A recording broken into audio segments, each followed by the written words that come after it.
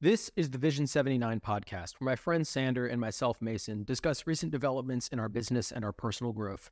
The name Vision 79 comes from our respective racing numbers. Sander's is 40, mine is 39, and we have a shared vision for success in business and our personal lives.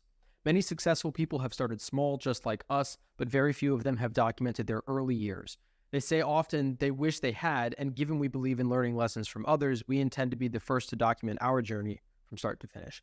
We like to start every episode with a brief update at where we're at in our business and our personal lives so that when we look back on this, we have a rough estimate of where we were at in our lives before we get into our content. Our content today is going to be themed around no one is going to meet your goals for you. You need to be the one to do it. But before we get into that, what business updates do you have to share? Ton of digital media item creation over the past weeks. Tons of files and useful stuff for our coming business. We created a couple new documents in regards to stuff around employees to keep it vague, but happy with the progress on those as well as where they're going. That's about all the business stuff I have similar ones. The first is I reached out to a government agency regarding our business and regulations that we need to comply with, and I forwarded that email to you today. I just got a response. Okay. But it was a detailed email, which is good. I was expecting something short, just shunting us off and directing us to a website that doesn't have any answers, but this guy was thorough. So that's really awesome to hear back from. It was about a 1 week turnaround time, which isn't ideal, but it's better than nothing, especially because we're still early days. Employee management systems is something else that I have written down that you mentioned. But in the podcast realm, I'm now looping all the podcast stuff into the business updates.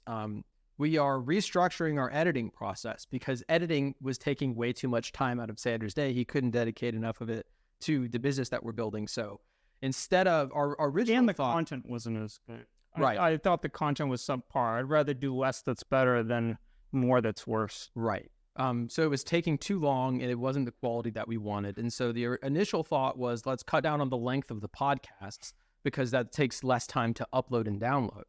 And then we evolved that thought into, well, what if we just do less but higher quality TikTok videos because we prioritize our long form content. So why are we giving so much emphasis to the short form? For sacrificing anything, we should sacrifice the short form, not the long form.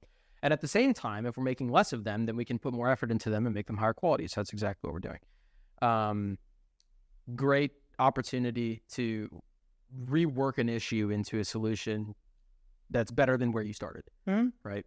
And the last one I have is I started a podcast guest selection process. So right now I've got a matrix. Essentially what we're doing is we're going through, or I went through my Instagram. Yeah, I didn't go through. Yeah, but well, you've got a lot more people on Instagram than I do. So it took me an afternoon. It'll take you a couple days.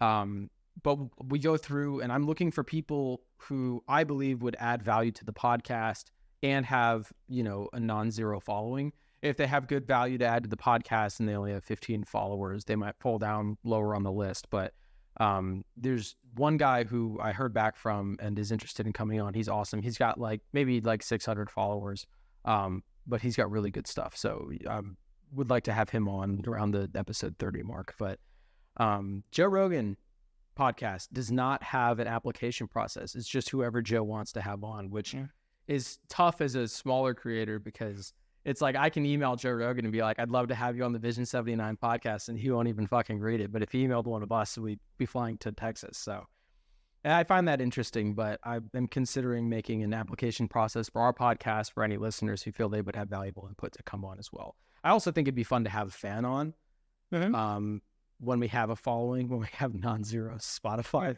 listens. But that's my business update. I've got a lot in the life update. First and foremost is our entire weekend and the first half of this week was taken up by my fucking car.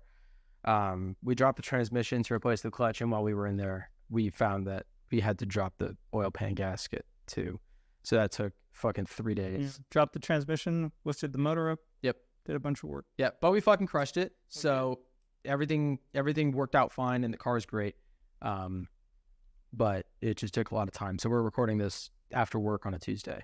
Yeah. It's Wednesday today. It is Wednesday, yeah. My second life update is my brother got, he's graduating Embry-Riddle. He officially has earned a pilot seat with the military. So he's going to pilot training. I couldn't be more proud of him, and I wanted to say something on the podcast about it.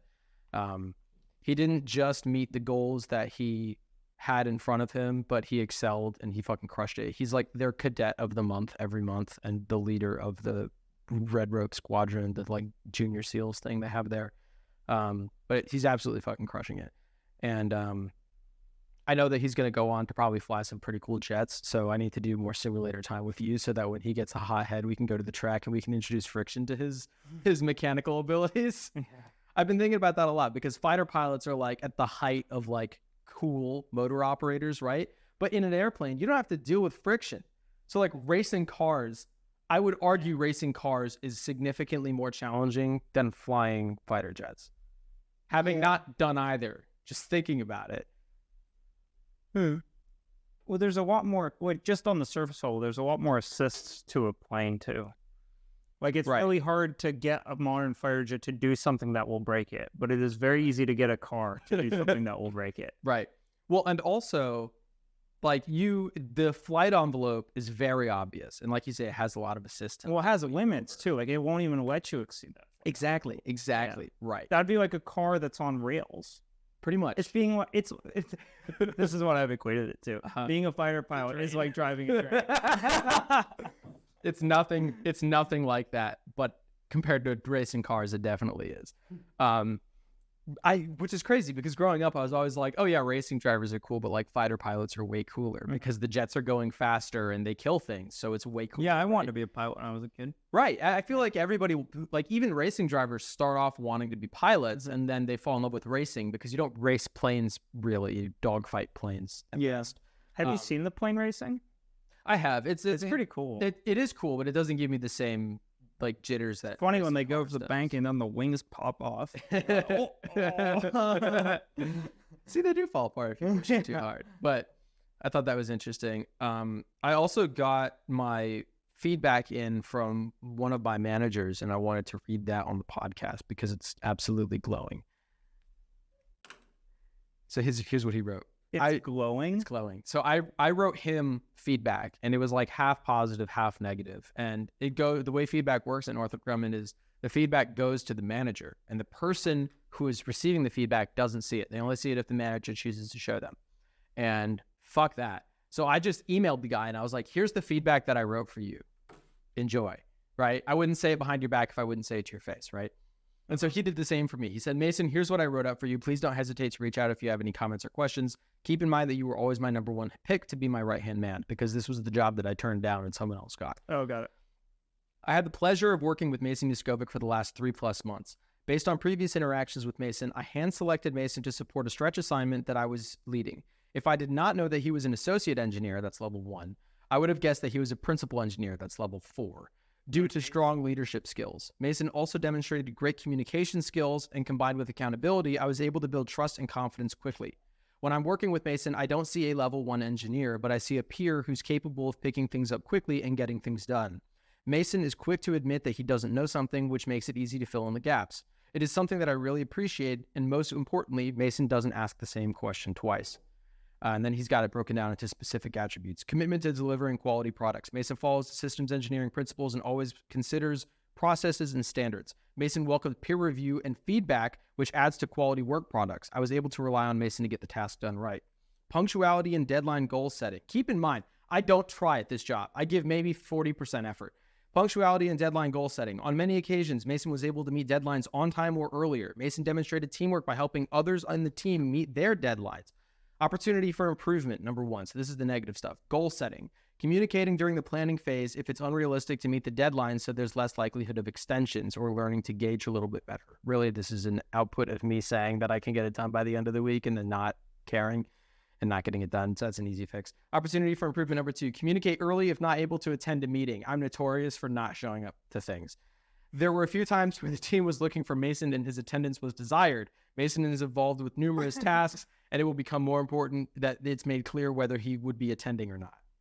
And then finally, efficiency in tasking and team management. There were times when I let the team delegate work amongst themselves, and from what I witnessed, Mason naturally took a leadership role and delegated tasks with efficiency in mind to meet the deadlines. To summarize, Mason is a valued member of the team, and I hope he continues to be involved with the tasks that I'm leading. I'm so happy with that feedback, especially given what I know my input is. If this is the output to the level of input I'm giving, I'm actually starting to put in. The bar is incredibly low. It is fucking rock bottom. It is rock bottom. I'm happy to see this. I'm happy that he's happy with it. It hurts me a little bit to know that I'm capable of more, because I feel like, oh, this is a nice guy. He's saying nice things. I want to give more effort. And I think that so long as it doesn't interfere with the rest of my life, then maybe I will. But at the very least, I found with Northrop Grumman, the way the management works, I have two managers. I have my assignment manager, who's like the guy who sits next to me and tells me what to do. And then I have my functional manager, which is a guy who sits on a different floor in another building, who's in charge of my career path and promotions. I don't fucking know that guy. And he's the one running my career. So the way Northrop works is, if you don't speak up and tell somebody, hey, I deserve a promotion for XYZ reasons, it doesn't happen. No one comes to you and is like, hey, we think you are deserving of a promotion. We want to give you more money, which is exactly how I want it to happen. I want somebody to come to me and be like, hey, we want to recognize you, right? Great men don't seek to lead, but they're asked to lead type of thing, Sure. Right? But you also can't wait for solutions to fall into your lap. Well, my issue with that is, if I want to complete a project, I have no problem attacking that. But when it comes to like increasing my pay or getting a promotion, I feel vain asking for it. So I see it as the same boat. They feel different to me. I don't like talking about myself and bragging about myself with the end goal of me getting something. And I know that's not something that's common. It's just the way I feel icky when I do it. You do it in every other aspect of your life. Why wouldn't you do it with pay? It doesn't make any sense to me. Like, anytime we have an issue with like business, or we have a card thing we need to attack, or you're trying to figure out a solution to a life problem or a work problem or whatever, you always go for it and try to attack it and solve it and throw solutions at it and talk to people and like push yourself. It's like, why wouldn't you do the same thing if you want to increase pay? I think it's because it is seen in my eyes as a leadership thing, where it's like, I don't want to seek power. I don't want to look for a power position. I want to be asked to do it. So when this guy, he said in the thing, he was like, I was leading a task and I specifically picked Mason. I hand-selected Mason to support a stretch assignment, right? That's what I want to be. I want to be asked to go and support things. I don't want to request to go and support things. And it's the same way with promotions, but I'm working on that. Because I get that, but I think there are points in life where, like, you might not be well recognized enough yet to be noticed by other people for a given position, but you might internally know that you are good enough to be in such position, and you can push yourself into that position, right? So, like, if you were a level 1 engineer and you saw a project about, I don't know, cars, and you're like, oh my God, I'd be such a good fit for this, right? And then you could push yourself and start asking and start seeing if you could get on the team and kind of work your way up, because you know you would be really well fit for that, but everyone else who doesn't know you yet because you're brand new doesn't. So it's like there are definitely times where I can see it both ways, but I just think that if you have confidence in your own abilities, I think that you can balance between the two. Yeah. And after speaking with this guy, he told me, update your work profile and tell people that you deserve more money. So I asked my functional manager, I was like, where can I find a list of requirements? Like, to be a level 2 or 3 engineer, you have to meet XYZ things. Because if I can like assemble a folder with documents that support each one of those, then I can, like, that's the undeniable stack of proof, right? Sure. That's what Hormozy talks about. And I can bring that to management and be like, I literally meet the requirements. Here's the proof. Like, you owe me a promotion because now I meet these requirements. So that's the way that I'm warranting it in my head. But that was the first thing. I'm still getting used to work in the 9 to 5, and I've already been here for over a year. I still it seemed like an odd perspective to me, because it's like the one instance that I see you valuing other people's perspective of you than your own perspective of yourself. And that's like the one instance that I see that with you. It's like every other instance, it's like, I don't really care what other people think. I know what I think, and I know what I believe. So it's just, I want to ask a little bit. I think it might be because these people in this area do actually know more than me. Like, these people who I would be asking for a promotion do know more about systems engineering than I do. They do know more about the platform. In stark contrast, we spoke in the last podcast, I'm applying for the position of alumni advisor for the Space Coast crew board of directors, right? So I'm assembling my racing record of here's how successful of a rower I am, how many hours I've done it, etc. I'm going to share that in the next podcast. So there's some cool numbers. But Cool. what I'm going to do is I'm going to come to a board of parents who have never rowed before, have zero experience, and are in charge of a rowing program. And I'm going to say, listen, you need my input. Here is why. Undeniable stack of proof. I'm here to help you, but you need to want the help. So you have to vote me in. That's the way that I'm doing it, because I know that I'm the smartest guy in the room in that instance. And so they need my help. I still don't want to insert myself in there. I still want them to vote me in, but I know that I'm a good fit for that. I think that I don't know enough about systems engineering to say with certainty that I should be a level 2 or 3 engineer. At least I didn't before I found the requirements. So now that I have the requirements, I can say, look, I feel like I'm asking for a lot from a promotion because I didn't know what the standards were, but now I know exactly what the standards are, and I can say I should skip over level 2 entirely and I should be a level 4 engineer, and here's why this manager says that I should. Right. I want to skip to level 3. I want to fucking go for it. My manager was like, if you want to, we can try. But the problem is they have a year requirement. You have to be there for 5 years, and I only have like 3.5. So I'd be skipping like a full year. I don't think they'd like that. Anyways, I've got a couple more. They love me at my work. I still haven't done my certification. That was months ago. They were like, we need you to do this. Yeah. Well, the great thing about the bar being so low and people being forgetful is I can just show up every day and kind of like brush it to the side and just take it day by day. People are pushovers, yeah. I've got a couple more, but I don't want to fucking steam. Weak people make small problems. That's a good one. We're really big problems. Hitler was a pussy. Another one is I glued my shoes back together.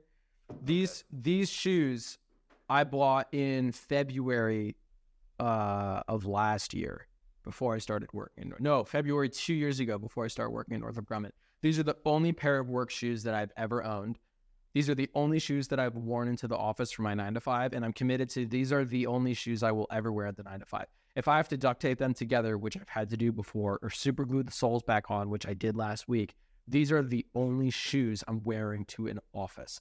And if I'm sick of my fucking feet hurting every day, then I need to get the fuck out of the office and build a goddamn business. Like that's the internal drive that I have. So I had to fucking super glue my sole back on my shoes last week. And I thought that was interesting to share. Can you tell? So I'm trying to get back in shape again, right? So I'm fixing my road bike. You can't tell. To try and cycle. Thanks. I'm growing a beard, so you can't tell. If I grow a beard, you can't see my chin anymore. I'm trying to get back in shape, and it's difficult.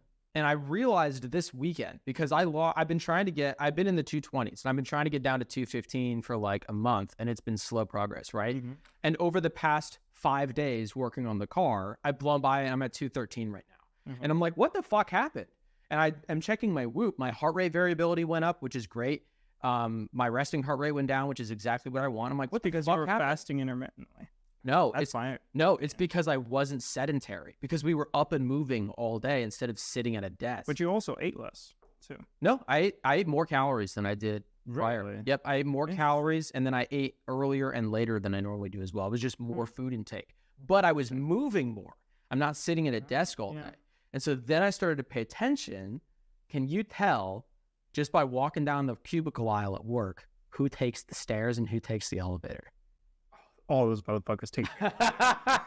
I can tell. And I can tell also by the noises my elevator makes at work, because it is not quiet. It fucking hauls those fat pigs around all the time. So I've started taking the stairs because I can visibly tell just by walking down the aisle who takes the stairs and who doesn't. It is super obvious. So when you go in there's maybe one person that takes the stairs. It's you. I take a mix. Sometimes I don't feel like taking the stairs. But there are people who couldn't take the stairs if they wanted to. Oh, if there was a fire in your building, they're jumping. Right? Like they don't have a choice. They'll bounce off the bottom. Yeah. And my last point here was that last week I was just angry. I was just pissed. And my coworker was like, "What's wrong?" And I was like, "I fucking hate it here. I'm not paid enough. I'm wasting my time. I'm upset. And I'm working when I'm outside of here. I'm fucking trying, but it's just not going anywhere. And I'm just fucking frustrated." And he was like, "Okay."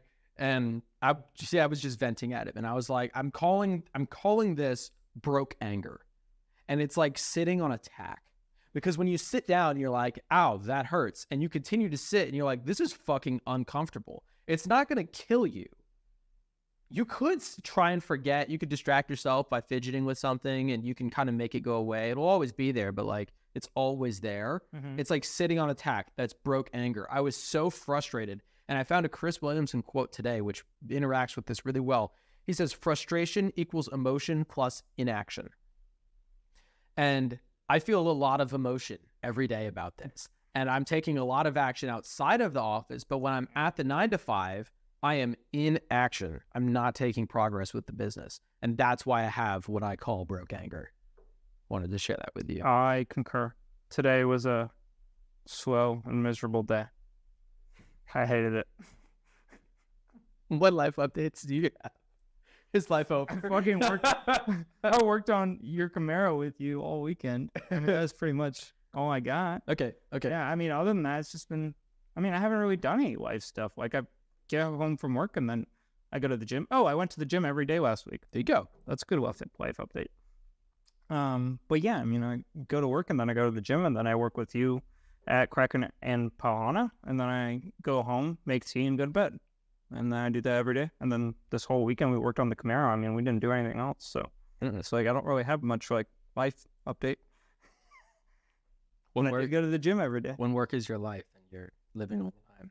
I heard this quote. I'm so sorry. What's up? Before I forget, I heard this quote the other day. You know that like cheesy quote that's like, oh, if you love what you do, you'll never work a day in your life, whatever. Like fucking right. Okay. And I heard a different take of that same quote, and it said, if you love what you do, you'll work harder than you ever have, but the tools will feel light in your hands. Yep. I really like that. I heard that from a Chris Williamson. Yeah, it was Alex Ramodi, I think. It was the 24 something. Yeah. I think it was that one. Yeah, that one was good. I like that. I saw. Oh, interestingly, do you remember we had a phone call with someone this weekend from school.com, and he said something about, it was like, talk to marketing guys and learn about product and then drop everything else. And then talk to software guys and learn about systems and drop everything else. And then do number 3 on 1. Do you remember that quote that he said? It was interesting to me. Yes. Because it sounded like a Hormozy thing. And I found today, I scrolled through Hormozy's Twitter to get my daily quotes to share on this podcast and in my work life. And that was the quote from that day. That was one of his So that guy was scrolling through Hormozy's Twitter, same as we do every day, and that's what he quoted to us. So had I gone into work that day, I would have been able to relate to him on that. But I saw one today, which was a bit, it looked like a meme. I'm not even sure if this is real, but it was a Charlie Brown talking to Snoopy thing. And Charlie Brown was talking to Snoopy, and he was like, it was something about like, are you afraid of death, Snoopy, or something like that. And Snoopy was like, no, you're wrong. We die only once, but we live every day.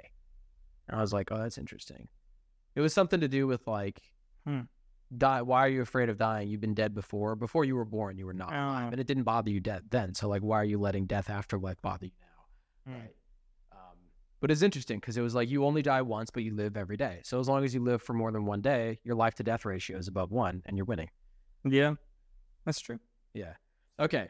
So with that said, we'll get into the main meat of the podcast then. So our theme for today is no one is going to meet your goals for you. You need to be the one to do it. So the first topic I want to talk about is our currency. With every lesson that you learn, you use one of 2 currencies, your time or your money. That's a Alex Hormozy quote. He says you use the one that you value least. So I wanted to give some examples of each for the customer, not the customer, for the fuck are you? Who are you? The followers. Yeah, the audience. The young entrepreneurs inspired by our great achievements and work. There you go. Some examples. For food, if you're using time as your currency, you're going to cook it. And if you're using money, you're going to order DoorDash and have it delivered to you. For cars, if you take the time to fix the car yourself, you're using time. And if you use the money to pay a mechanic to do it for you, you use the money. For business, if you're using time as a currency, you'll spend every night working. And if you want to use money, you're going to try passive investing like Bitcoin or something. I don't know anything about stock trading. Something like that. Passive investments. I'm going to put my money here. It'll grow over 25 years, right? Yeah. If you're broke, you don't have any money to spend, so you have to spend your time. You really don't have a choice. But that's a paradox Because by spending my time to build a business, I have to pay for other things. If I want to sit down and dedicate my time to working on my laptop at the bar, I'm going to have to order DoorDash. So it's kind of like finding a balance between spending your time and spending your money to hit your goals. And I wanted to know what your take was on this quote and how you feel about spending time versus money when building businesses. I think that when you're starting out, there's really no alternative to just spending your time.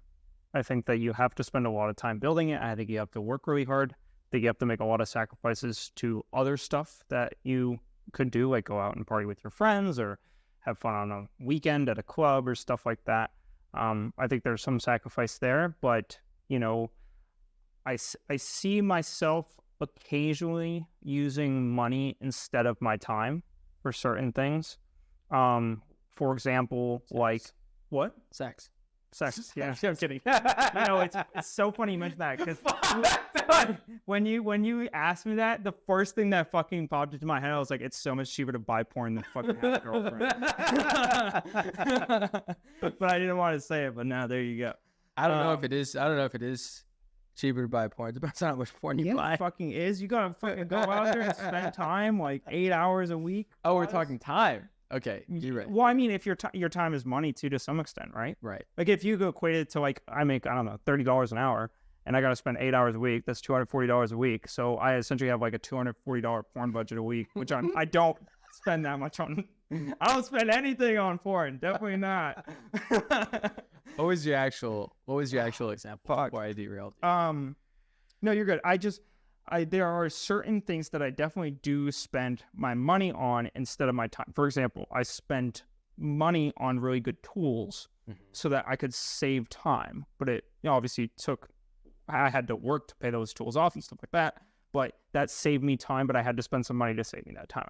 We could have probably done everything we did this weekend with basic hand tools, but the specialty stuff that I had made it go a little bit quicker, made it a little bit easier, stuff like that. So that saves us time in that respect. I think the tools save you money too. Because how much money and labor would I have had to spend to get that job done this weekend? Oh, fucking thousands. It would be thousands. Right. So like this job alone that we were able to crank out. It'd probably be about $4,000. Right. In just at $100 an hour, we spent about 40 hours on it. Yeah. So. Yeah. So like $4,000. Yeah. If all of the tools you have total $20,000, that's only 5 of those transmission jobs. I've had the transmission out of that car twice. True. So that's 2 jobs is nearly half the money that you have into the tools. I'm certainly grateful that you spent that money on it. But I think that the money comes back to you with the tools because you don't have to pay for labor on the cars. Yeah.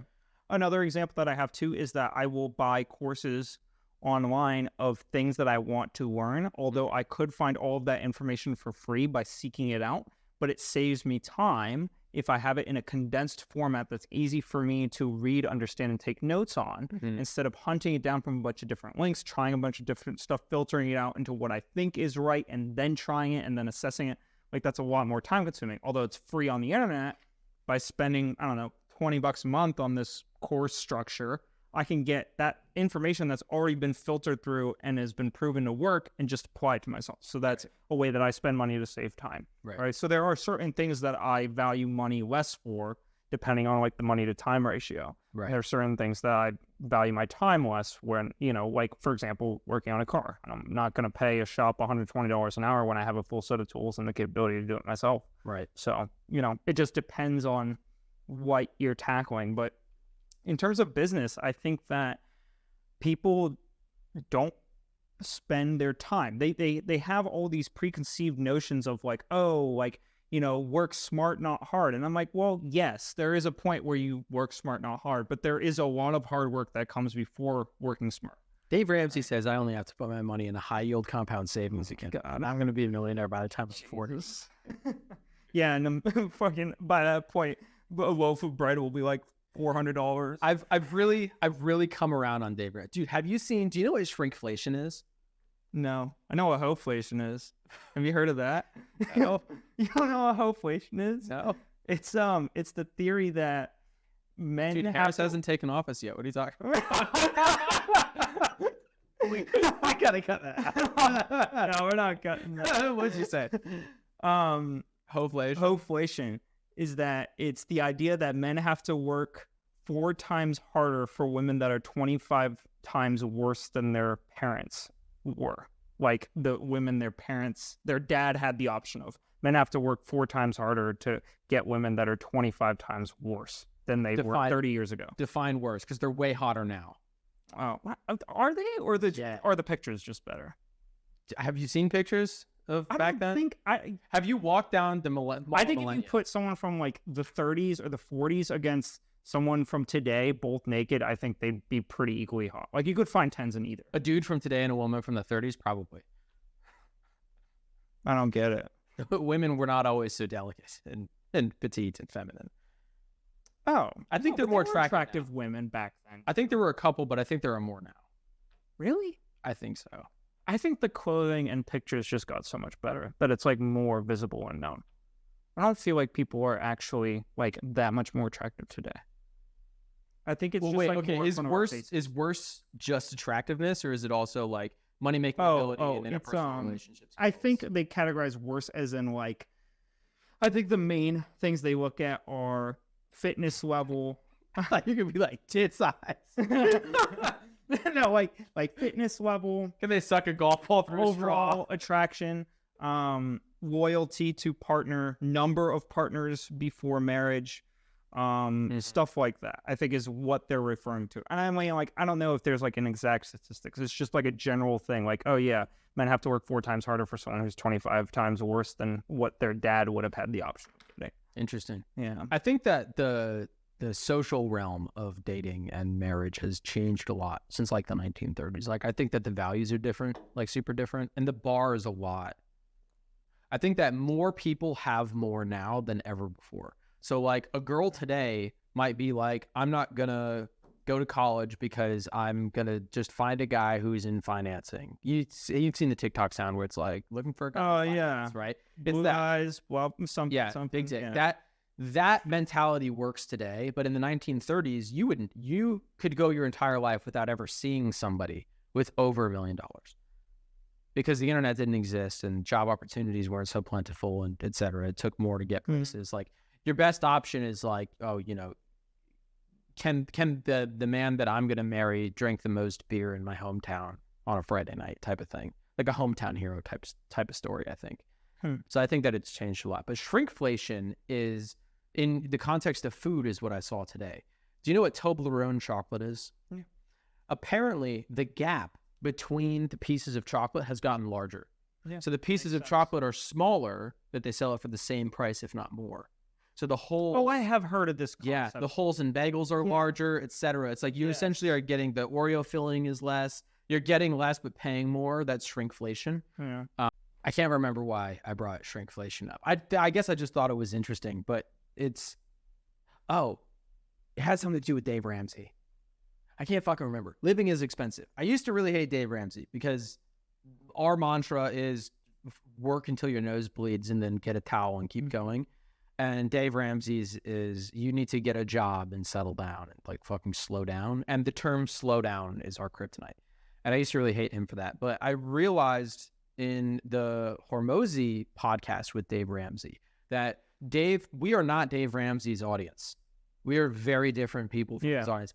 His audience are the people who have a gambling addiction or people who pulled out a loan on a truck that they weren't able to pay, or, lost their job and are sucking dick for money. Like people who do not have the same work ethic and same background and same abilities and skills that we do. The thing is that anyone could fucking have the work ethic if they just pulled themselves up by their bootstraps and fucking did something. I don't think so. I think a lot of people, I think anyone could. They just choose not to. I think that people can, right? I mean, like, exactly. Women can lift cars. There's nothing impossible about what we're doing. It just takes work. Right. But if you're looking at somebody who is at such a severe deficit, like they're in $160,000 of gambling debt, right? What they need is not to go start a business right now. What they need is to get a steady job and pay their bills and then start from ground zero, right? We've just never been less. But I think that if they get out of that hole, they would then be capable of building a business if they chose.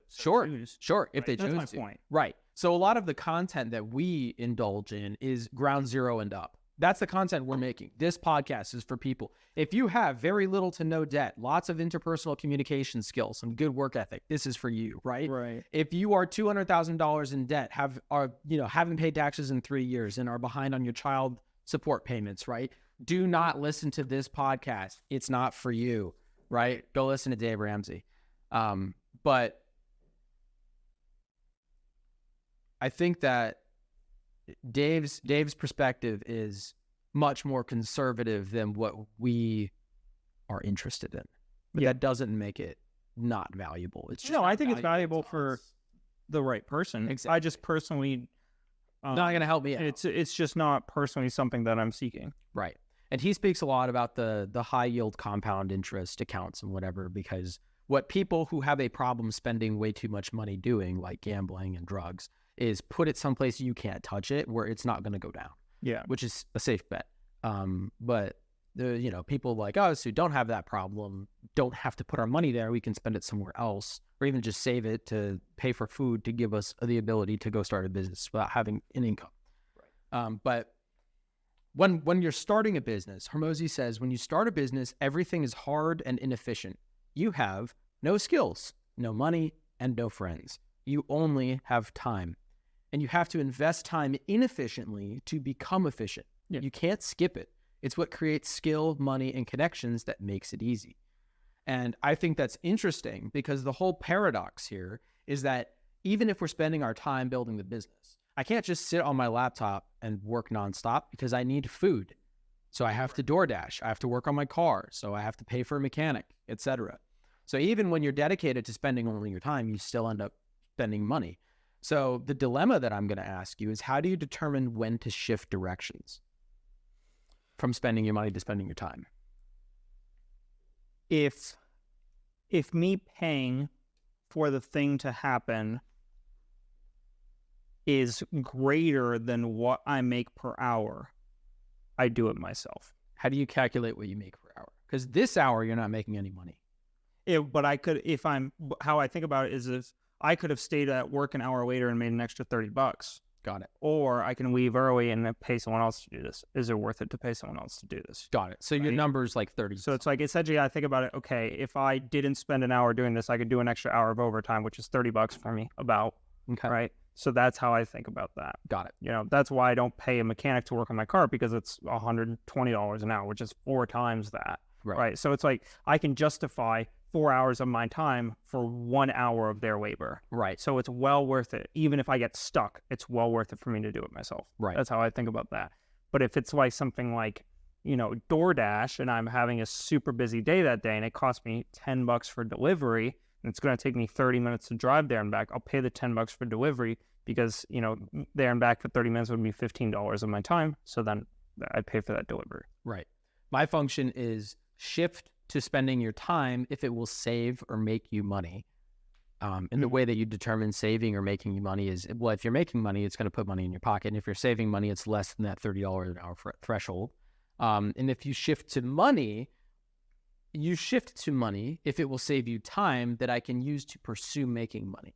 Yeah. So even though I'm not being paid to, like, on a Sunday afternoon, there's no money to put me in that 9-to-5 office on a Sunday afternoon. It's the Lord's day. You can fuck out of here, right? This is my day to do my business shit. There's no shot in hell I'm making $30 an hour on a Sunday afternoon.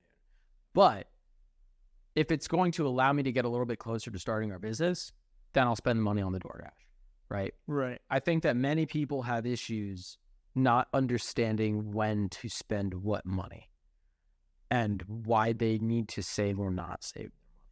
And I struggle with it too, frequently. I'm really bad about gifts. I mean, I get that. I think at the end of the day,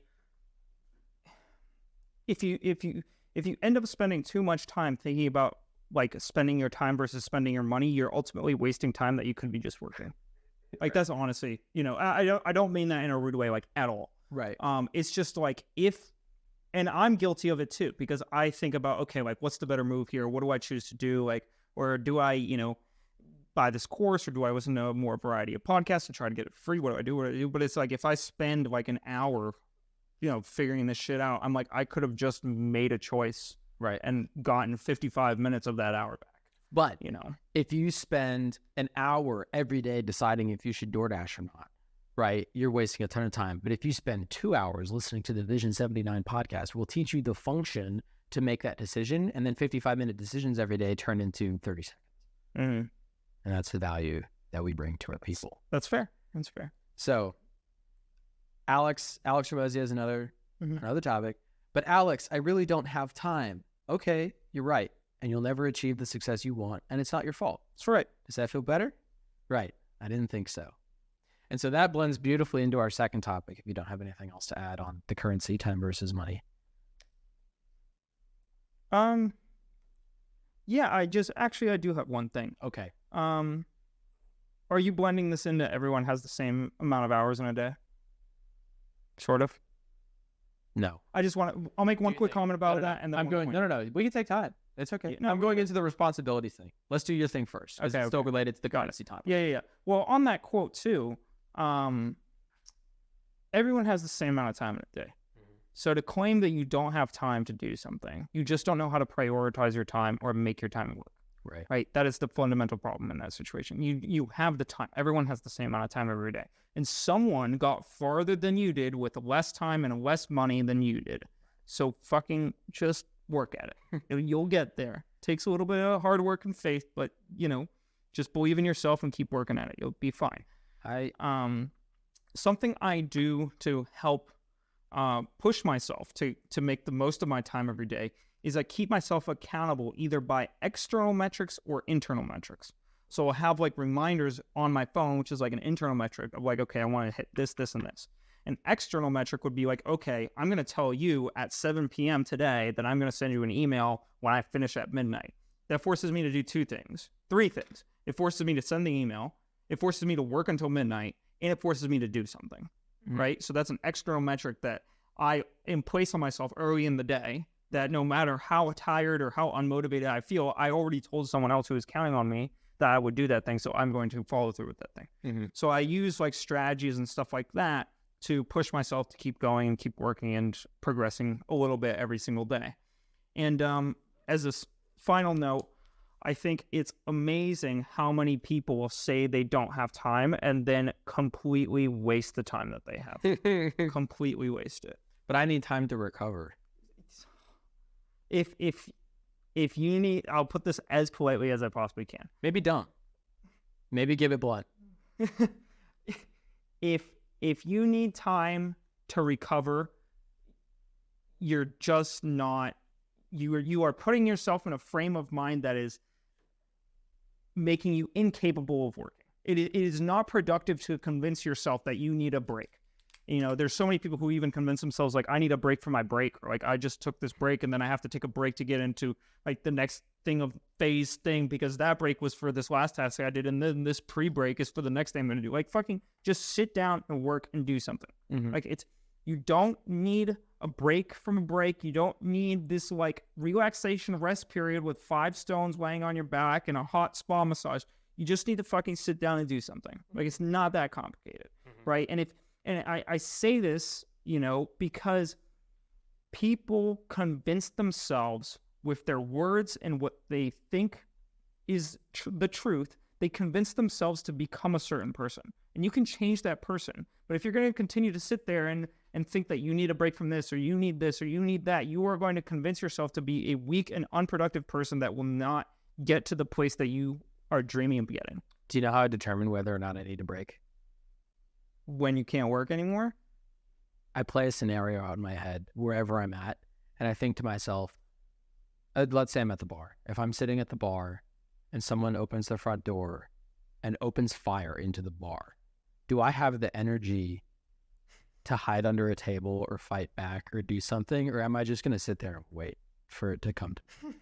That's how I decide when I need a break. And if the answer is I'm ready to go now, I need to take a break. That's how I determine that. But I have this. I usually just work until I actually stopped at Pal on the way home last night and then worked a little bit at home too after my email I sent to you. But it's like I usually determine when to stop working by how exhausted I am. Like if I am having to reread the sentences I write myself 2 or 3 times to make sure that they're grammatically correct, it's probably time to go to bed because I'd probably be more productive by getting some sleep and starting again tomorrow. Yeah. But if I am able to keep pushing and it's still coherent and I'm working well, then I'll keep going. Yep. You know, I had a dream last night about. But the funny thing is that I could be a completely different person if I fucking convince myself that I need a break every 5 minutes. Yeah, it's easy to do and that. This is the point I'm trying to make, is that I would be a completely different person if I put these false ideals on myself and told myself every day that I need a break from my break and I need a break before this thing and I need to transition with the stars alignment and the full moon to get into this fucking task, right? If I could totally convince myself to be someone like that. But it has nothing to do with who I am or what I am capable of. Mm-hmm. And that's why I push people to just start working. Just do something. Mm-hmm. You don't need all of this fluff and, form-fitted blah, blah, blah to like make your life perfect. You just have to do something. I used to think that when I would get sick, like really early days rowing, mm-hmm. I would get sick and I would think, fuck, I got to skip practice today because I feel like dog shit. But if I didn't go to practice, then my team couldn't row. They would be stuck on land and everybody hated that. And I didn't want my team to be stuck doing that. So I would go to practice anyways. And I would feel like dog shit. And in the car, I would feel like dog shit. And warming up, I would feel like dog shit. And the second we got in the boat, I forgot I was sick because now I'm doing physical labor and my body is shutting all the sick functions down so that I can, because you being sick is your body fighting an illness and your body can turn that off. Mm-hmm. So when you start to do something, it converts your energy to rowing and away from being sick. And then you don't feel sick anymore because you're rowing. Yeah. Then I get back off the water and now I feel like shit again. But for the time that's important to me, the rowing, I'm not sick. Yeah. And the same thing applies to, if I need a nap before I go fucking whatever. I don't know. I can't even think of them. I take so few small breaks like that that I can't think of a fucking example. Yeah. I don't take more than 5-10 minute breaks here and there. And they're like small. Yeah. And they're like, and it's like, honestly, half the time I go into saying like, oh, I'll take a quick break, I'll be right back. I end up working through the break anyway, just on something else other than the direct focus task. Like, for example, we were doing motor mounts on your car and I took out 2 of them and I was like, okay, like I'm going to take a 5-minute break. And then in that time that I was taking a 5-minute break from doing the motor mounts, I was looking at what you were doing and then talking about the other stuff on the car and looking at the clutch and like I was still working. I just was taking a break from the first task and working on a different task. Yeah. It's like you are capable of so much more than you think if you just push yourself to accomplish and achieve. Yeah. I think the longest breaks we took over the weekend were going to the bar to meet up before going to work. Yeah. And I think that for me, at least, I used those periods of time to organize my mind with what tasks needed to be done so that when we got there, I could execute. And even so, like they were like half hour before we started up. Like they weren't that long. I got dark, dude. I forget who I was talking to, but someone was like, "Are you okay?" And I was like, "I'm going to war." And they were like, "What?" And your dad, you were talking to yeah, my dad. My dad was like, we were at dinner or something. He's like, "Are you okay?" And I was like, "I'm going to war." And he was like, "Okay, like ease up, buddy." And I was like, "I've done this job before. I know it fucking sucks, and I'm just getting ready for it." And I'm glad I did because it got way worse than I thought it would when we had to pick the engine up to get to the oil pan gasket. And I'm glad I took those fucking 20 minutes to like sit down and make peace with my devil so that I could go in there and fuck shit up. I do the same thing before races. You've been to the track with me. It's like I get quiet and I just sort my shit out in my head before I go out and execute. But in the topic of everybody has the same time in a day, the same amount of hours. Yes. I learned this lesson when I was in a really shitty relationship where my partner wasn't giving. Did you know that people think that when you say my partner, they think you're gay? Did you know that? What? Dude, I've always thought when I say my partner, what do you imagine? Your girlfriend. Yeah, me too. Apparently, the word partner was slang for like person of the same sex who I'm sexually related with. That's from not the 80s. the slang for that. There's a different word for that. Not that. But like growing up in the 80s, I think I must have used this around my mom or something. So because I was like something my partner, and she was like partner, and I was like yeah. She was like no, it's so gay, aren't you? And I was like what are you talking about? Yeah. So when I say my partner, I mean my girlfriend because I'm straight. But if I were gay, it could also be the guy I'm with. Like it's just the person who I'm romantically involved with, my partner, right? That's the way I know it. Anyways, interesting. My partner was not making time to see me like at all. Like we would only like she would text me once every 2 days and we would only hang out like once every 2 weeks. Like it wasn't a very engaging relationship, which is not what I was looking for. And one of the lessons that I learned from that relationship this is my own quote. There's no such thing as not enough time, just not enough time management. And the lesson there is if you want to do something, you'll make it happen, right? So if I told you, if you go to the 7-Eleven this evening at 8 o'clock, you've got dinner with your parents. And if I tell you have to go in the middle of dinner to 7-Eleven and you will get the super mega jackpot lottery card, if you buy one, you're going to win $45 billion, right? You're not going to dinner with your fucking parents. You're going to go get that lottery card because that's what you want the most, right?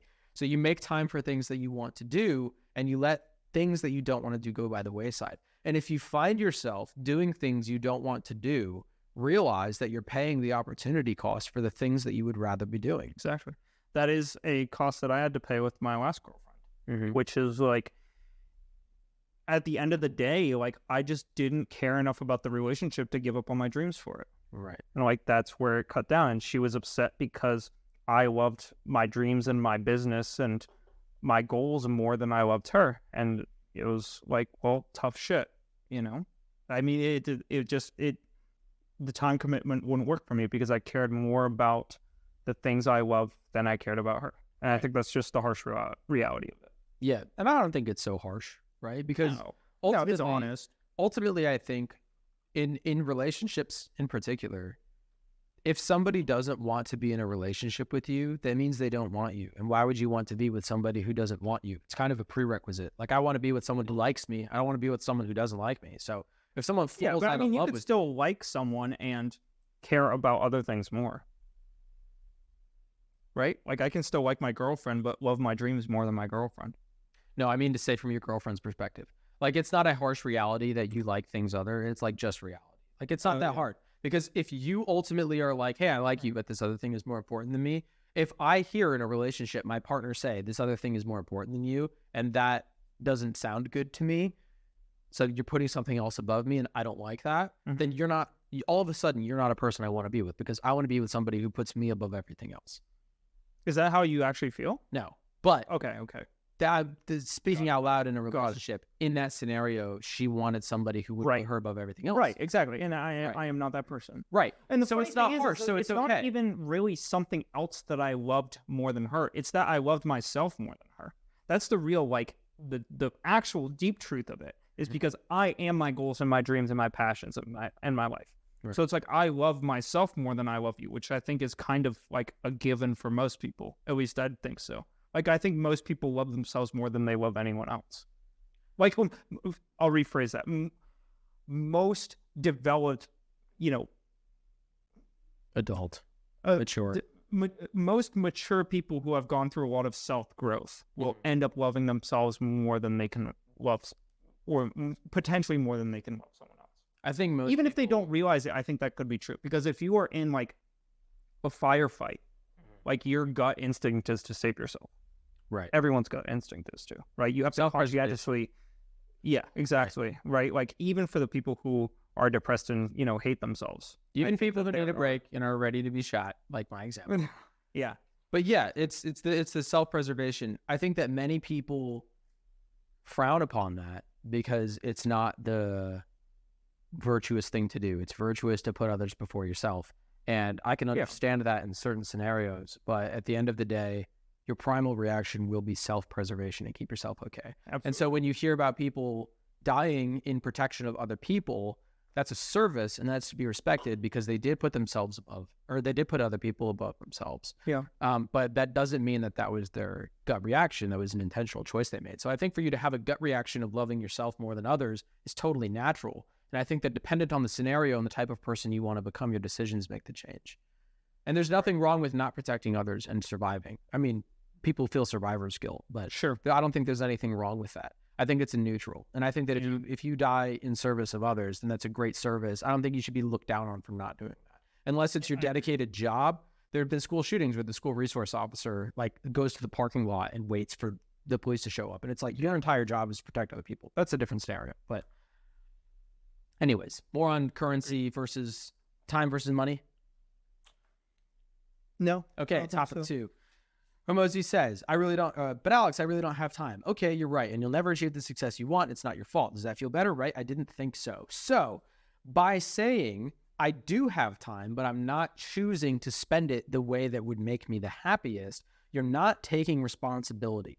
So our second topic of the day is the mindset that responsibility is. It's not a physical thing. It's not someone hands to you. It's something that you take or you leave on the table.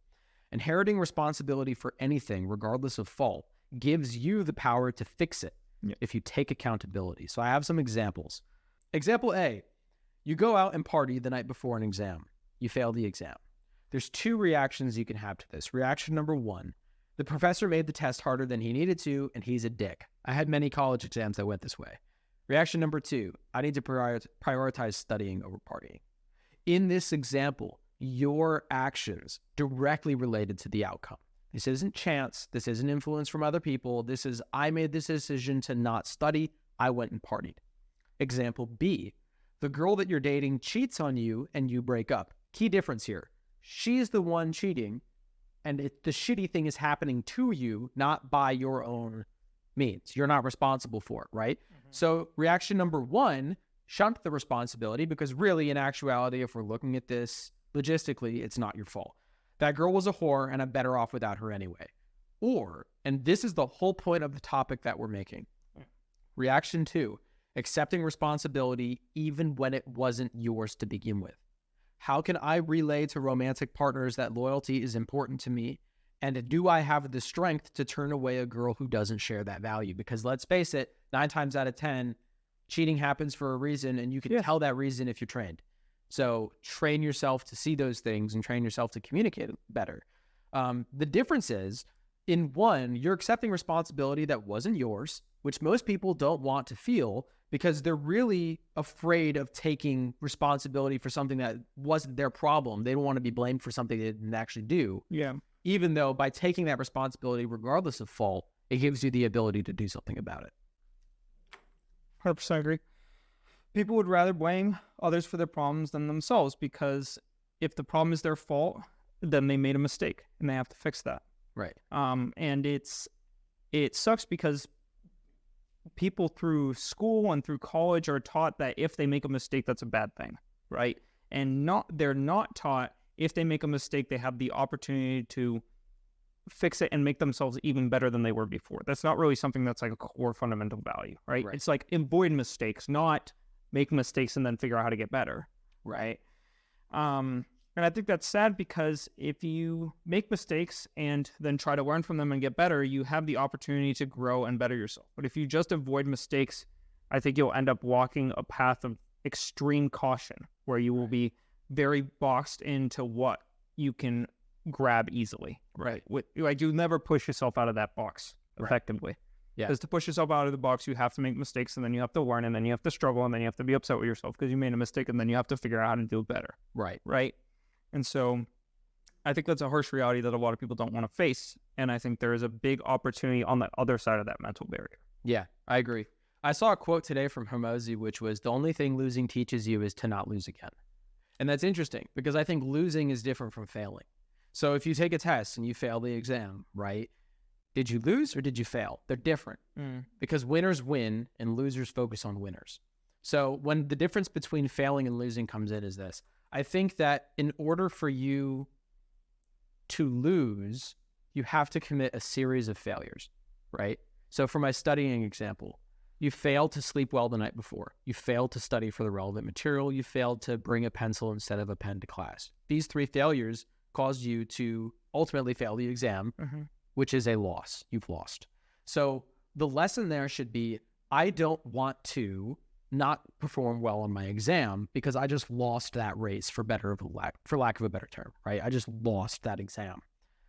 Similarly for rowing, this is really what I'm thinking of. I'm trying to relate it to something school related. Fuck it. With rowing, right? If you don't stretch beforehand, if you don't eat or drink properly, and if you don't warm up properly, then you're not going to win the fucking race. If you didn't train for 8 months beforehand, you won't win, right? You'll lose the race. Losing sucks. I don't want to lose. What I want to avoid is losing. By doing that, you can teach yourself to fix these failures, because these failures are fine. It's not a big deal to not stretch beforehand. It's not a big deal to not eat or drink beforehand. It's not a big deal to not warm up properly beforehand, right? But losing is a big fucking deal. So I better make these smaller things not happen anymore, because I want to win. I don't want to lose. And I feel like the school system, especially, even our parents and everything, they teach you to really worry about these small things, and that loses focus on the bigger picture. And I think that's the issue. I think if you taught kids if kids lost every once in a while, then I don't think they would be worried about the small things so much. Yeah, and the school I grew up, attending, there was this mindset of like everyone's a winner, and there are no prizes because then that indicates that someone lost and blah, blah, blah. And it always just felt so weak and stupid and unrealistic. Like, it just felt like I live in this little school bubble where everyone's a winner. But in the real world, like out and about, there are obviously people who win and then who lose. Right. So you have to figure out how to better yourself and figure that game out. Well, it's a contradiction to say you'll win every time no matter what. It doesn't matter what smaller steps you take to get there because you're going to be fine in the end, right? And so they contradict themselves, and then they beat up on you for not doing the small things, but they still promise you're going to win. It's a paradox, right? And that just confuses people. I think that if you lay it out really just be honest. Right. Right. The school system should be honest. People should be honest with each other. They should hold themselves accountable, and they should take responsibility for their problems. I think the world would be a much healthier place. Right. I think the message, if you don't practice, you won't win, should be a better, more prevalent message than try your best and you'll win no matter what. Yeah. But ultimately, what I have written down here is you can make excuses or results, not both. You perform or you don't. That's pretty much it. Agreed. But I think that ego clouds the path to resolution, meaning a fear of assuming fault is based in the fear of judgment of others. So I don't want to assume fault for something that isn't really my fault. It's more important to me that you know that this girl cheated on me and that I'm the victim here than it is for me to tell you the righteous thing, which is, maybe I could have been better. Your friends are almost always going to say, it wasn't your fault. You didn't do anything wrong. But so long as you're the one who's thinking, and I went through this in my relationship. When I went through my really bad breakup, I tried to blame everything on myself, and everyone told me I didn't do anything wrong, and I didn't fucking listen to them. And so I went through this big personal growth period, and I came out of it going, fuck, well, it seems like I really didn't actually do anything wrong now that I reflect on it, but I'm a better person because I assumed that I did, and I chased down areas where I thought I was fine, but I still had a little bit of growing to do. Probably didn't need it, but I did it anyways. And now I can comfortably say that it wasn't my problem. I didn't do anything wrong. But even then, when I think about it, I'll go back and contradict myself and go, fuck, maybe I did do something wrong. And I have some more self-doubt. But ultimately, I think that people are afraid to assume responsibility for something because of the judgment from others. And then that blocks them from actually pursuing a solution to that problem. Agreed. Okay, my last point that I want to hit on this topic before we move on. Actually, it came about through watching Formula One. Right now, there's a title battle going on between Lando Norris and Max Verstappen. And when they come out of bad races, they're very different. They have very different perspectives. And Lando Norris has always been this way, and Max Verstappen has always been this way for as long as I've seen content of them, even from when they were kids. When they go through a race and each of them makes a mistake, Lando comes out of it and he just beats the shit out of himself in the interview pen. Like they're like, hey man, like that was a tough one. And he was like, yeah, I haven't practiced my starts well enough, and when I let go of the paddle, I just fucking don't even know what comes over me. It's like there's a little fucking goblin in my head, and I'm just so fucking stupid, and fuck me, and maybe I don't even deserve to be in this seat. Maybe I should be a Formula One driver. I think I should probably just tie noose, just practice my knots in my trailer. Like, he's bummed out, right? And they're like, Max, that was a rough one, man. What are your thoughts? He was like, yeah, it was just shit. Like, the car fucking sucked. I did my best with it. I'm going to try again tomorrow. Like, the difference between them is wild. And so I want to ask you the question, how do you balance not caring what other people think with unnecessarily beating yourself up? Because if you care what other people think too much, then you won't assume the responsibility because you don't want them to think you're the reason that it happened, right? Mm. But on the other hand, you don't want to do it so much that you Lando Norris and beat the shit out of yourself in front of people, and they're like, God, maybe he did do something wrong. I think I am plagued with overthinking and critiquing situations that I could dismiss. But I think that I overthink and overcritique and overanalyze because I've consistently seen more overall reward out of that process than I have negative time waste in the moment. Mm-hmm. Like, I have grown as a person more because of that time I spent thinking about other people's critique and then analyzing it myself and then figuring out where I can improve or not change or whatever I decide to do. Mm-hmm. That time process has allowed me to grow more than I think people who do not go through that process. And therefore I warrant it. And now I'm at the point where it's like, for example, someone says to me, oh, you should be more punctual. You're always late, right?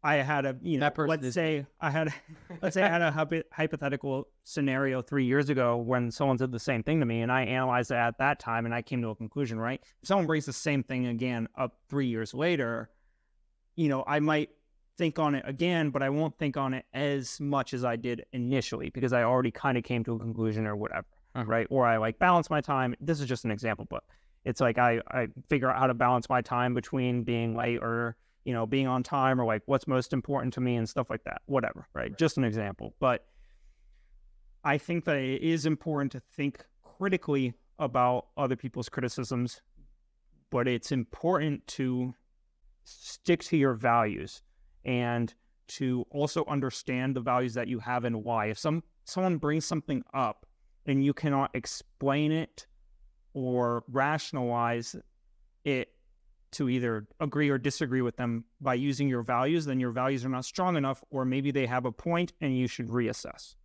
right? So it's like, can you provide a solid explanation for why you feel the way you do and why you agree or disagree with that other person?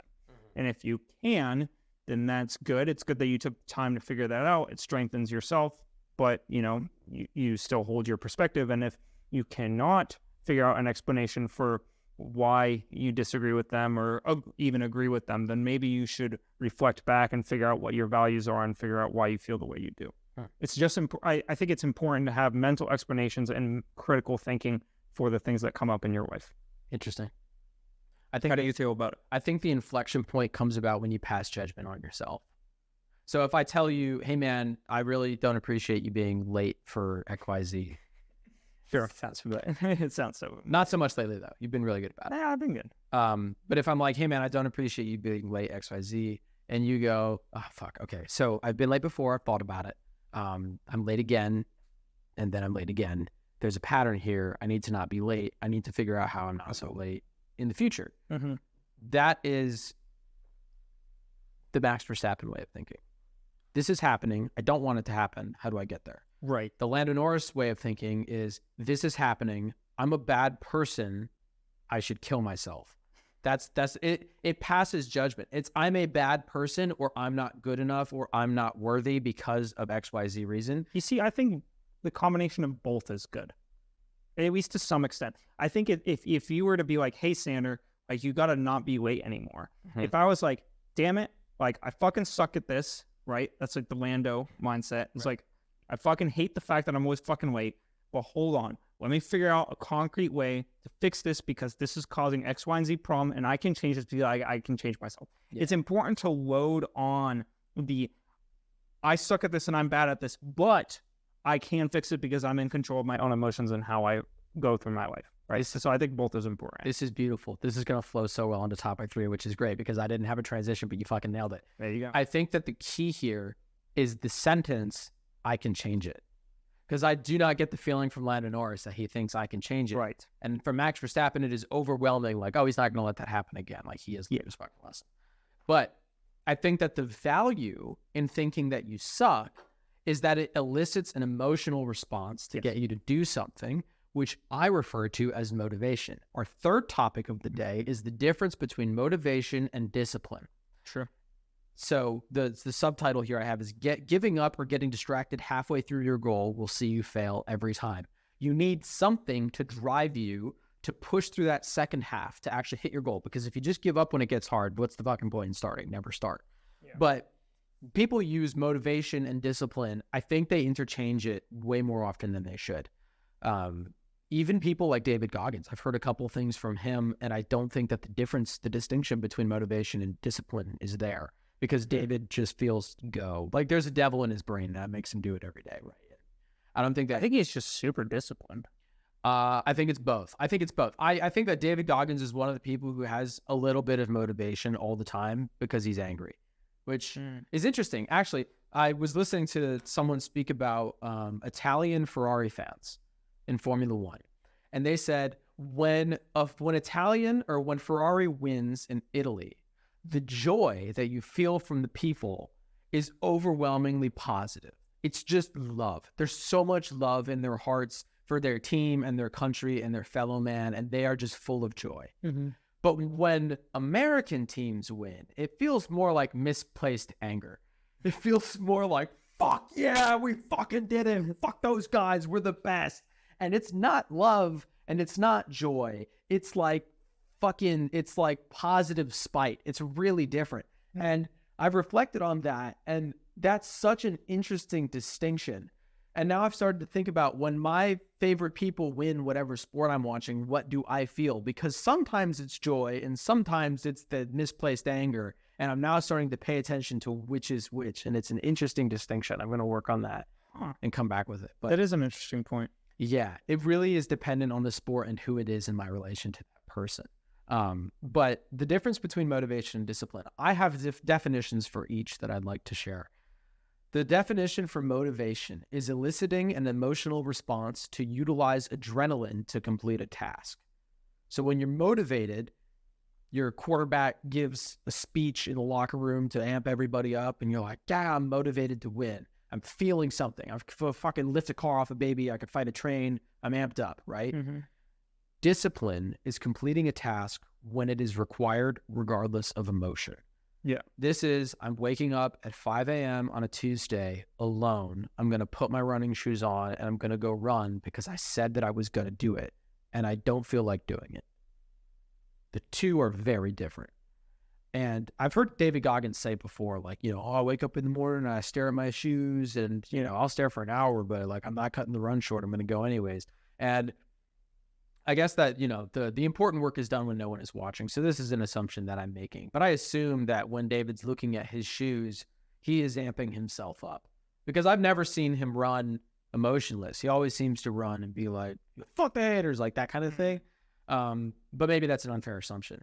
But I think that acknowledging the difference between the two and when you need to utilize each is interesting, because I don't think that you can create something special without motivation. There has to be spark, there has to be passion somewhere in the beginning, right? But I also don't think you can complete that task without having discipline to do it on the days that you don't want to do it. Oh, absolutely. I think that motivation is a privilege.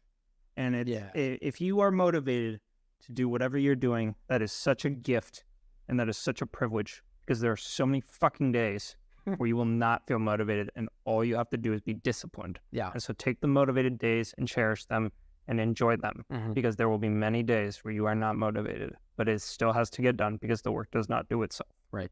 And I think that the motivation is scary, and the reliance on motivation is scary. Yeah. Because if we're tying motivation to that's the real scary thing, reliance on it. That is very scary. On motivation.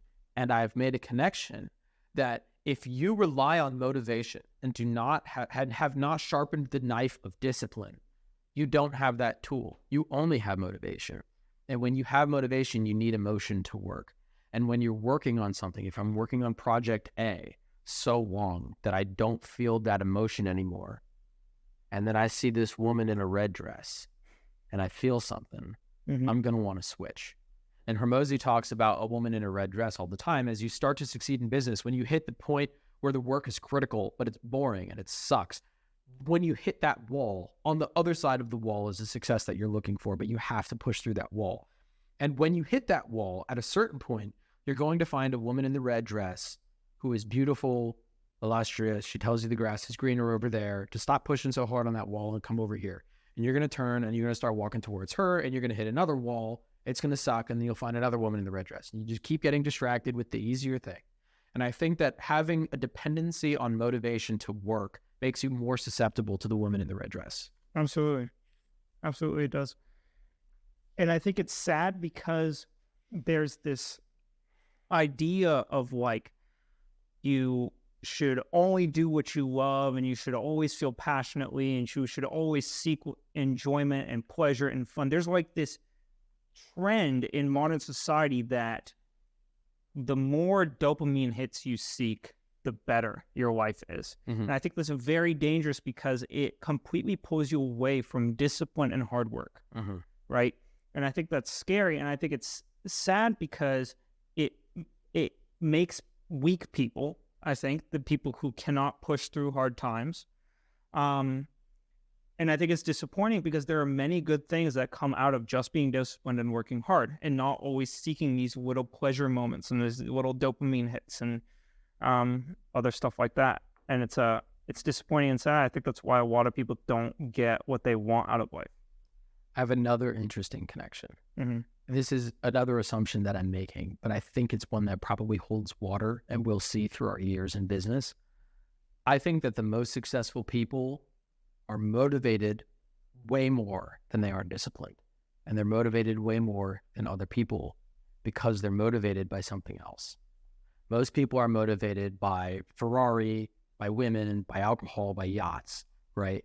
But I think that the most successful people are motivated by doing hard work. Because I feel an emotional response when I'm faced with challenging work. When I'm faced with a long row, when I'm faced with a heavy lift, when I'm faced with sitting and working on this fucking laptop for 7 hours while we try to figure out how to get to competition, when I'm faced with large amounts of work, I'm immediately hit with an emotional response, which is motivation, right? Now, I think that you still need discipline. You'll never go without discipline. But the fact that I get a dopamine hit from hard work means I'm willing to do more hard work than most people. And I think that's a common trend with many successful people, and why successful people don't really decipher the difference between motivation and discipline as much as I'm thinking about it. Because to them, they don't really need one or the other. They just fucking do it. They don't really understand why, they just do. Don't think, just do, right? But if you think about why you do, you can better understand what makes you tick. And if you understand what makes you tick, you can do more of the thing that makes you tick, and then you can work more, right? Yeah. And I feel that I haven't found a solution to it. I don't know why you get emotional to specific things, but I know that I get emotional when I have a big chunk of work in front of me to start hacking away at it. I'm not sure. I think people are conditioned to... I just think people are conditioned for small dopamine hits, and I think that depending on how people live their life or what they are subject to throughout their life, they will get that motivation or passion from something different. Like every person kind of falls down a slightly different path. Mm-hmm. I don't really have too much more to say about that. I think the difference is in the dopamine graphs, the curves. I think people are used to a very short duration but intense hit of dopamine, like opening TikTok, right? Mm-hmm. You're going to scroll through for 30 seconds and you're going to feel a lot of dopamine for only 30 seconds very quickly, right? But when I'm staring down these long periods of work, none of the examples I gave are less than 2 hours long. Every example is more than 2 hours. What I'm looking at is a moderate level of dopamine for an extended period of time. And that's what gets me off. That's what gets me excited. Not the intense short dopamine, the long extension of dopamine. I don't even know if it's like the dopamine that gets me excited. I think it's the ability to accomplish something that not everyone can do, and that will hold value and water, metaphorical water, in the business and success world. Like, I think that's what really gets me going. It's like, I'm going to fucking do this. I'm going to be fucking better. And I'm going to do it every fucking day. I'm going to make it happen. Right. Like that. But that's an emotional response, right? That's the dopamine part. Right? Sure. And you feel that way for the hours that you work. You don't feel it for 30 seconds when you start working and then forget about it. I get you. You kind of feel that every step of the way. Yeah. I get you. Yeah. I have a rowing comparison from when I was in my freshman year rowing. I was in the men's junior 8, and our coxswain was talking to our coach about our races, because we would always start like really slowly. Like the other boats would get off way ahead of us, and we would just crank and crank and crank, and we would finish like right next to them, if not like a little ahead or a little behind. Like we got really close towards the end. And we were trying to figure out why we shifted our power that way through the race, because generally in rowing, coaches like to teach get ahead early because it's easier to stay ahead than it is to get ahead. So if you're halfway through a race and you're down, you're going to feel way worse than if you're halfway through a race and you're up. I've always had the opposite approach. I like to be a little bit behind because I like to go fucking crazy at the very end and push through. But he said, Coach, our races are like a giant lead ball. They doesn't move. It's really difficult to get it moving, but once it starts, you cannot stop it. Like, they will just keep going. And I think that motivation is what people use to get the ball rolling, but discipline is what people use to keep the ball rolling. Yeah. And a lot of people get motivated and they fucking shove on that ball and they're like, yeah, and it makes one rotation and then it stops and they're like, all right, what's next? I need a break before I get going again. Yes. Something like that. It's funny. I heard this the other day. If you spend 18 minutes a day for a year, you will have done 100 hours of a given task, which will make you better than 95% of other people out there. How many hours? 100. 18 minutes a day for a year, you can be better than 95% on a given task. Isn't that fucking crazy? I'm thinking about my rowing stats right now because I've just recently done my Excel sheet. Yeah. Well, I could do my racing stats too. I'm sure they would be wild too. It's insane, dude. It's a lot of hours. It's a lot of strokes. But yeah, 100 hours. 98% of people. I mean, how many 95. hours? Yeah. 95. How many hours of podcasting have we done? Each one's like 250? Yeah, probably 50-ish. Yeah. So all we need is another 25 episodes, and then we can be in the top 2%. The top 5%, yes. Top 5%. Well, we're already in the top 1%. Anyways, my conclusion or close to it is relying solely on motivation implies a requirement to be in a heightened emotional state in order to perform. This not only adds stress to your life, but also implies that your success is conditional. And Hormozy always says if you need perfect conditions to start, it means your success is conditional. If you want unconditional success, then be willing to start in under any circumstance. That includes the one you're in right now. And the perfect condition to start is the one you're currently in. Right. The bow here that I really like is it's an interesting contradiction because I say that I feel motivated all the time and I'm in that constant emotional state, but I'm not emotional very frequently. I'm usually pretty dead inside. Mm-hmm. I'm usually at a neutral state. I don't really fluctuate in a positive direction or negative direction very much. On a scale of -10 to +10, I very frequently venture past 3 in either direction. And I didn't used to be that way. I went through that breakup and that changed me as a person, but now I'm very level all the time. Mm-hmm. And I saw, interestingly, Oscar Piastri drives in that way, that dead inside way, where he's just calm always. And he is a fucking mercenary. I think he's going to finish ahead of Lando in the championship this year. He's just so good. And he has no emotional response to anything. He's just fucking dead inside it. It's awesome. He's cold. He's like Kimi Räikkönen. Mm-hmm. But I saw a Chris Williamson thing today. There's been studies that show an incredibly strong correlation, 73% correlation between people with resting heart rates under 70 and people who have antisocial tendencies and serial killer tendencies.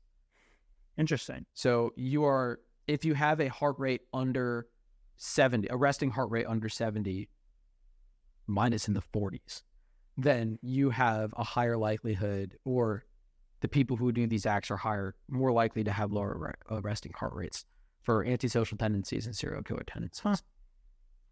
I didn't know that. Yeah. Interesting, right? Yeah. Do you know what's also interesting? Do you know what my resting heart rate was in college while I was rowing before my breakup versus college rowing after my breakup? Mm-hmm. It was in the 60s and it dropped down to the 30s. Wow. Interesting. Wild. Interesting. You really want to kill something. I don't think so. I think that my dependency on wanting other people's satisfaction decreased. And I think that my lust for other people's acceptance caused more stress. Except leadership positions. Yeah. People have to ask me for that. But I think that led to more stress and thus a higher heart rate. But I thought that was an interesting tie. Yeah. I think mine is mid-60s, something like that. When I wear the Apple Watch. You're a killer too. Good. Yeah. We're both killers. Do you have any more to say? No, I don't think so. Okay. I think at the end of the day, it's actually interesting because I think there is more that I could say, but I almost don't want to say more. Okay. Because, and this is the reason. because I feel like the more tips and tricks and talk I do about it, the more I distance the issue of just not being disciplined from just like, the more I distance the work from like needing to do the work. Like the work needs to be done, and so just do the work. And I feel like the more tips and tricks and like talk I do about it, the more I distance and put stuff in between the work that has to be done and how you feel about the work. Right. And so it's like, as you know, whoever's listening, you don't need like these little micro breaks and the special spawn, these special conditions to start, and all of these things and the stars to align, and for it to be a full moon at midnight for you to start doing this thing, right? Like you don't need all these things between you and the work that has to be done. Like they just need to be one and the same, and it doesn't really matter how you feel about it. You just have to do it, right? So I don't mean that in a rude way, like, no, I don't want to talk about it anymore. I just don't want to give the illusion that there's some secret fucking trick or some magical potion that you can take to fucking, just feel better about it. Like sometimes it just feels like shit. Like sometimes it just fucking sucks, and the cool thing is though, is that if you're disciplined and you push through it, you will get moments and glimpses into what your future looks like. And those will motivate you with that long-term dopamine that you were talking about. Yeah. I think that training discipline is really important. But I think that I have yet to discover what makes somebody disciplined, like what drives you to do those things, what gives you that ability. You can practice it. An easy way to practice it is to have your friend set a timer on your phone and then send you for a run. And you're not allowed to check the timer while you run, and you just have to run until it bings, and then you run home. So you don't know how long you're running for. That's a really great way to train your discipline, because not knowing what the end looks like is a great way to practice that. And then ultimately, when you're working on other tasks, that's like, well, I will be able to survive longer because I don't need to know when the end is. I'm just going to keep going. You can train that, but I have yet to identify specifically what part of your brain changes. It's actually, I did hear something about this. It's the, I'm blanking on the name right now, but there is a small part of your brain that does grow when you do things that you specifically don't want to do, but do them anyway. The nuts. Yeah, your balls grow. It's the, it's something weird like intercordial metacorplex. Yeah, I think that's actually pretty close. It's not that, but it's close. Look at that. Google that, it'll pop up. It's a part of your brain, yeah. Yes. So we end each podcast with a segment that I call Dial In, which is we've talked about a lot of different things, and we've been speaking for almost 2 hours, and we try to pick a topic, but we usually range throughout several different topics. But I like to dial back in at the end of each podcast and send you off on your way to the next podcast that you listen to, or whatever work you're doing or about to do, by picking one quote and focusing on that and only that for the next week until you listen to our next podcast. And so this is the one that we'll be focusing on this week. Dial in. I work a 9 to 5 and I can't find the time to work on my goals. You get 104 days off a year. They're called weekends. Use them. It's a quote by Alex Ramosi. You also get 11 federal holidays and sick days. So really it comes out. It takes 18 minutes a day to be better than 95% of people. There you go.